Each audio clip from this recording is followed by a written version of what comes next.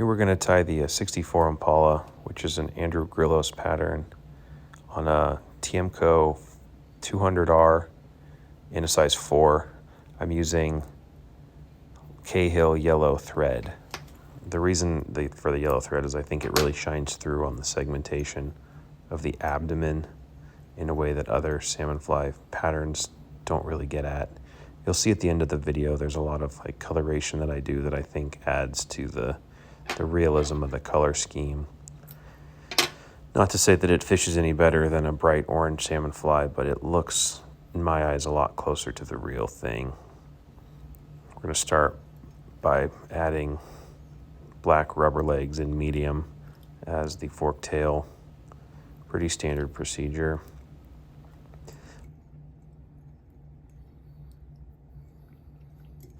I think this pattern works for what I was trying to do because it allows for a lot of color customization. I'm going to do a foam underbody in orange. This is just straight orange foam that you get from the hobby store. It's cut to about the hook gap length, or width, excuse me, and I cut a long piece longer than I need, but it usually can get me about 2 flies that length right there.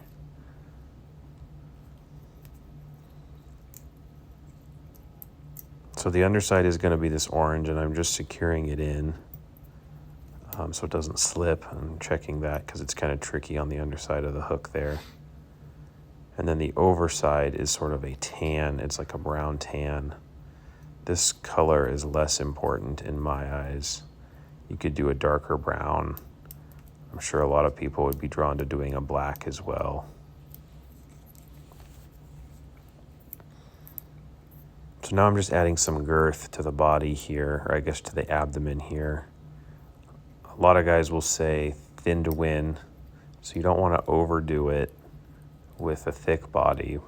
So kind of use your best judgment.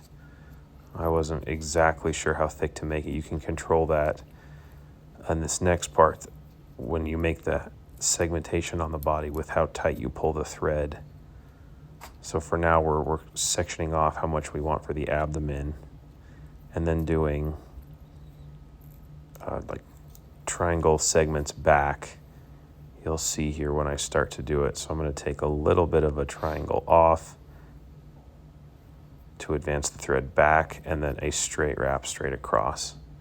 And then the same process all the way back with just like a 1/2 wrap. And these are not really tight pulls. I'm trying to keep the foam's width as much as possible without really cinching down on any of these wraps. It's more to just get the segmentation look than it is to secure anything.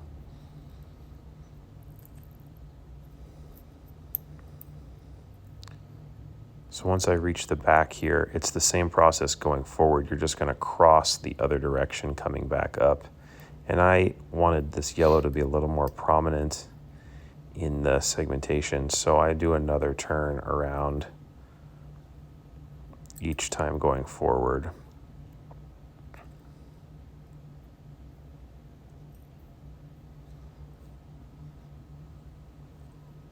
And make sure to check on the underside here.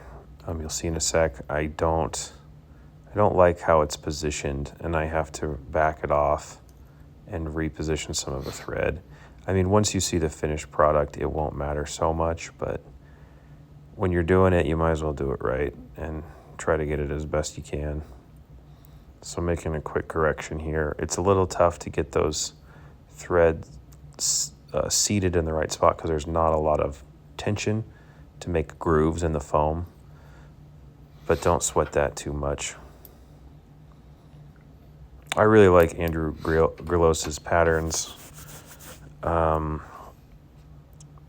He's got some cool stuff, so if you don't know his, check him out. He does a lot of cool foam work. Next, we're adding here some crystal flash. I take 2 strands and I double them over twice, and then tie that in and then fold it over. This is a small addition. It doesn't do much for me. This is what his recipe calls for, and I think this is the midge flash, so it's small crinkles. I'm just tying it in, and then I'm going to clip off all the loops from folding it over a bunch of times. It should reach about the end of the hook. But again, I think this is less visible to fish and more visible to anglers. But either way, it does look cool.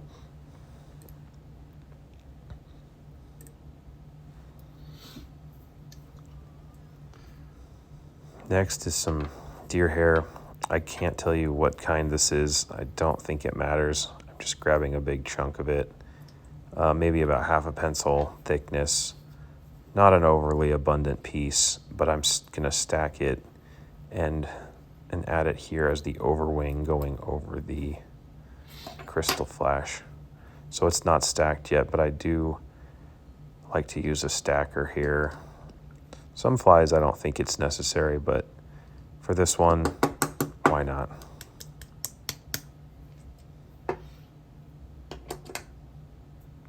Nice and aligned. We're going to measure that out to be a little bit longer than the body length. And then a couple loose turns, and then pull up to really tighten it to keep it all cinched in one spot. And I'm kind of just finagling it to make sure that it's really tightly secured. With a couple more wraps, I'm going to even fold that orange foam back to get a couple jam thread loops in front of the hair there to help it secure before I clip it off.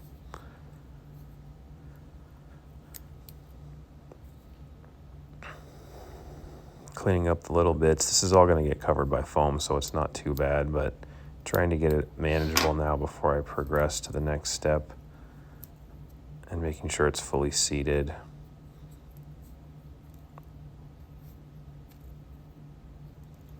And then I take actually one turn further back to secure it. It kind of splays it a little bit out to the side as well. I don't think that's a big problem. I think that can be advantageous when you want the salmonfly wings to kind of look like they're in motion or maybe spent, but I can't imagine that's the most appropriate way to get that if that's the look you're looking for. This is more just to give it that flotation and sort of chaotic movement from the deer hair.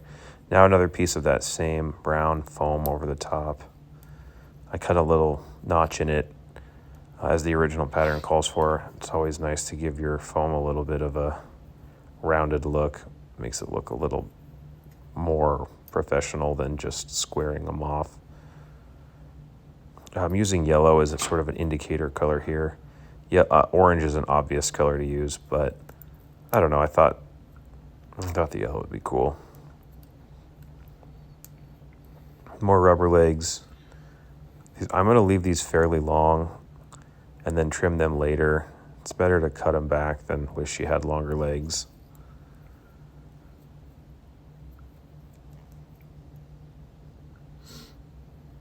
One thing I've noticed in, looking at my pictures of salmon flies, the legs are fairly long, but they have long antennae as well. So some of the adaptations I've made to this pattern are to include legs and include long antennae, which look like the real thing in my eyes. Because you can always trim that up on the river if they're not responding to it, but it adds to a lot of motion. And I eventually add knots in the legs at the end, which helps them look less splayed out. Now I've just got a piece of orange dubbing to kind of match the underbody, and I'm just going to kind of cover up my work here, sort of similar to what you would do with the chubby Chernobyl. Again, the yellow of the thread was to sort of highlight the segmentation in the body, and I don't necessarily want a big joint of yellow thread for this part, so I'm covering it up with some more orange. Now we need to pull everything back, and the orange underfoam is going to make the thorax or the next section of the fly. So I advance my thread forward and then capture the orange thread on the underside of the hook. The front part extending beyond the eye is going to get cut. You don't need that anymore, but I'm going to wait to clip that off until I secure in a few more things, like next the brown thread over the top. It's kind of tricky to work with all the pieces floating around from the back section of the fly, but you just got to pull it back patiently and not try to get rushed. Now I have another long section of black rubber legs, which represents the antenna.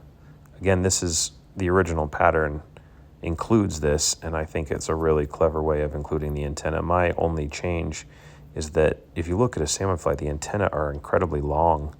So I use a long piece of medium rubber legs here, partially for the stoutness, but also the legs look very black, just like the antenna do on the naturals. And so this is to sort of mimic what I was seeing the naturals looking like. So now I clip off the brown thread to mark the head of the fly, and then trim off the orange on the underside. So I no longer need that.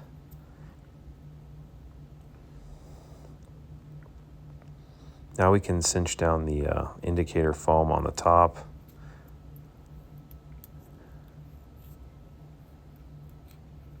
And trim it up as well.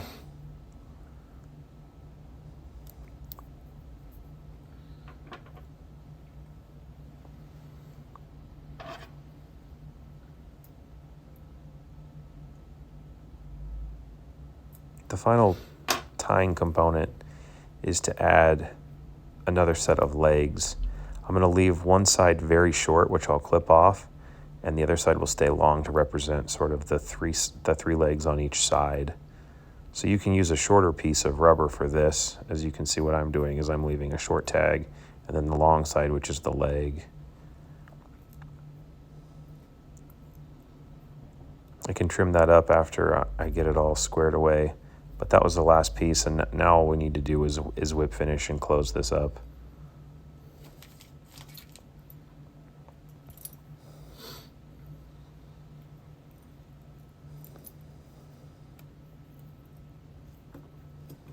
So I'm going to seat it, 4 turns or so and close it up, and then do it again, another 4 turns. The thread I'm using is 140 denier, so it's pretty strong. And I'm not too concerned about not breaking or slipping at the head or anything like that. So now I just need to trim off those little stubs, and then I'm more or less happy. I don't do it on camera here, but I do eventually knot the legs on the front and back to give it that sort of jointed, buggy leg look instead of them just being long noodles hanging out. I tend to shape them and sort of make the whole fly sort of look circular. If you were to draw a line around the legs, they all kind of look circular. Now we get to what I think is the most interesting part of this fly is I'm going to take a brown Sharpie and dab it on a Kleenex and just sort of saturate the Kleenex with the brown Sharpie. And then I'm going to apply that to the edges and the underside on the orange to kind of give it a more mottled look. And you'll notice now that the yellow thread really highlights the segmentation, and leave an orange stripe down the middle because that kind of looks true to what I was seeing in the naturals. And this helps sort of dull the orange. I know that the orange works, and it's probably a huge key for them when they're looking for salmon flies, but nonetheless, they're not all of them bright orange for long, so adding some sort of mottling and darkening up the underside of the fly, I think gives it a more nuanced look.